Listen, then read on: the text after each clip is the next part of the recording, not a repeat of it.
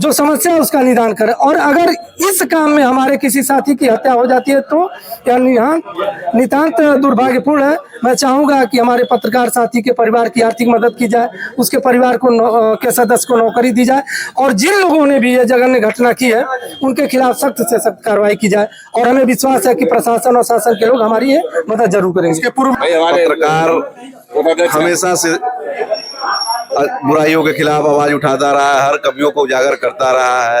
ये हमारा उजागर करना किसी को हमारा टारगेट करना नहीं था, व्यवस्था को सही करने के लिए काम करता है पत्रकार। लेकिन अगर कोई बता रहा है कि गड़बड़ी के बारे में अगर कोई बता रहा है, आप उसके ऊपर इस तरीके के जानलेवा हमला करेंगे, साजिश के तहत योजना बना करके शूटर बुला करके हत्या कराई जाएगी, तो दुर्भाग्यपूर्ण है। फिर पेशा ही कोई सब लोग छोड़ देंगे, कोई काम ही नहीं करेगा इस पेशे में आने का।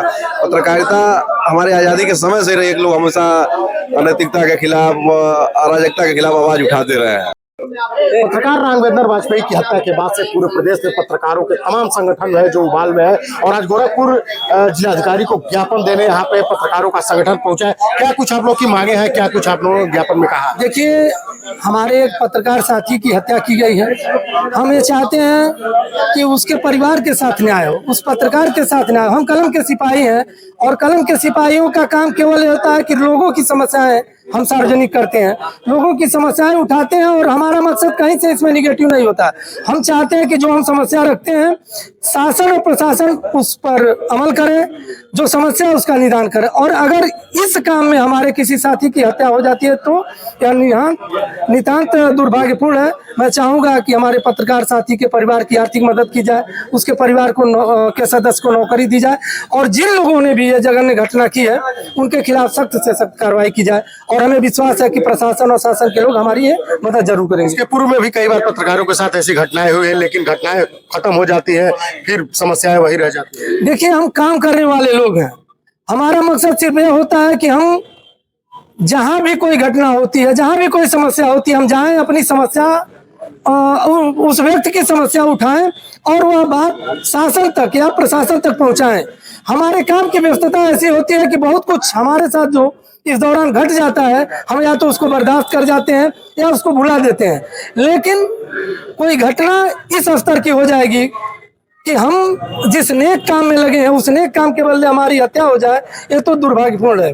और इस पर तो हम सभी पत्रकार साथियों को नितांत पीड़ा हुई है, और हम ये चाहते हैं कि प्रशासन हमारी इस पीड़ा को महसूस करे, दोषियों को गिरफ्तार करें, उनके खिलाफ कार्रवाई करें, और जो भी साथी हमारे बीच से चला गया है उसके परिवार की आर्थिक मदद करें। अच्छा, अगर उत्तर प्रदेश सरकार पर कोई ठोस कदम नहीं उठाती है तो आगे भी तमाम राघवेंद्र वाजपेयी जैसे लोग देखने को मिलेंगे आने वाले भविष्य में। देखिए, हमको ये विश्वास है कि हम पत्रकार हैं, शासन को पता है कि हमारा काम कहीं से व्यक्तिगत नहीं होता, हम सामाजिक काम करते हैं। सरकार को इस पर कार्रवाई करनी चाहिए, सरकार को पत्रकार साथी की मदद करनी चाहिए, और अगर नहीं होता है तो फिर जो हमारा लोकतांत्रिक प्रक्रिया है उसके तहत हम अपनी बात आगे भी रखते रहेंगे। तो हम इसमें डीएम कार्यालय पर मौजूद थे, आप देख सकते हैं किस तरह से पत्रकारों का जो संगठन है गोरखपुर में आज जिलाधिकारी को ज्ञापन देना है। इनका साफ कहना है कि पत्रकार साथी हर उन समस्याओं को उठाते हैं जिसके बदले उनको इस तरह की धारणाओं का शिकार होना पड़ता है। आने वाले भविष्य में अगर सरकार कोई ठोस कदम नहीं उठाती है तो इस तरह की घटनाएं। आप लोगों ने आज ज्ञापन दिया और देखा जाए कि समाज के हर तबके की आवाज उठाने वाला व्यक्ति आज असुरक्षित महसूस कर रहा है, इस पे आप लोगों का क्या कहना है? देखिए, सीतापुर की जो घटना है बहुत ही दुर्भाग्यपूर्ण है, और कानून व्यवस्था को सीधे सीधे चुनौती है। पत्रकार हमेशा से बुराइयों के खिलाफ आवाज उठाता रहा है, हर कमियों को उजागर करता रहा है।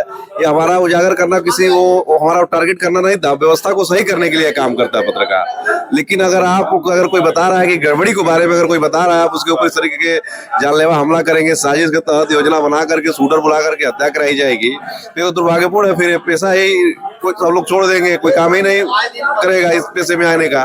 पत्रकारिता हमारे आजादी के समय से एक लोग हमेशा अनैतिकता के खिलाफ, अराजकता के खिलाफ आवाज उठाते रहे हैं, ताकि एक बेहतर माहौल बने, सब लोग सही से रहे, जो योजनाएं हैं सरकारी योजनाओं का बंदरबाट ना हो, सही व्यक्ति तक पहुंचे। हमारा लक्ष्य और उद्देश्य भी यही है कि हम इसका देखें, जहां गड़बड़ी हो रही है बताएं। सरकार और सिस्टम में बैठे लोग उसको सही करें, संज्ञान लें, हमारा उद्देश्य यही है। लेकिन अगर बताने पर गड़बड़ी कमी बताने पर टारगेट करके हत्या कर दी जाएगी तो कहीं से भी मतलब बर्दाश्त करने वाली बात नहीं है। पत्रकार भी एक सिस्टम का हिस्सा होता है, कहीं न कहीं ये माना जाए कि अब सिस्टम पे भी हमले हुए हैं। बिल्कुल सिस्टम पे हमला हुआ, क्योंकि निजी उनकी कोई दुश्मनी नहीं थी, पत्रकार राघवेंद्र की कोई निजी दुश्मनी नहीं थी। जो भी मामले उन्होंने लिखे जनहित में लिखे, जो जनता के लिए योजनाएं चली, जो बंदरबाट हुए, जो भ्रष्टाचार हुए, वो पात्र को उसका लाभ नहीं मिल रहा था, दलाल बिचौलिए माफिया उसका वो बंदरबाट कर रहे थे, उसको उन्होंने बताया। उसके बाद से सिंडिकेट के लोगों ने जिस तरीके से काम किया वो आप लोग सब देख ही रहे, चल ही रहा है इस तरीके से। इसी को लेकर के हम लोग का विरोध था कि ऐसी घटनाओं को रोका जाए, मामले अगर सामने आए तो तत्काल उस पर कार्रवाई की जाए, और ताकि पत्रकारों के अंदर भय का वो न रहे, कोई भय का माहौल कार्य करने की किस प्रकार से आजादी को देखते हैं आप पत्रकारों की? देखिए, पहली बात तो यह है कि ये जो घटना घटी है सीतापुर में, ये बहुत ही दुर्भाग्यपूर्ण है और शासन से हमारी मांग है कि हत्यारों की अविलंब गिरफ्तारी हो और जो उनके परिवार के लिए कि एक व्यक्ति को सरकारी नौकरी मिले और इस प्रकार की घटना की पुनरावृत्ति न हो, प्रशासन इस पर विशेष कार्रवाई करे। तो हम इस समय डीएम कार्यालय पर मौजूद थे, सीधे तस्वीरें दिखा रहे थे पत्रकार राघवेंद्र वाजपेयी की हत्या के बाद से किस तरह से पत्रकारों में भारी आक्रोश है।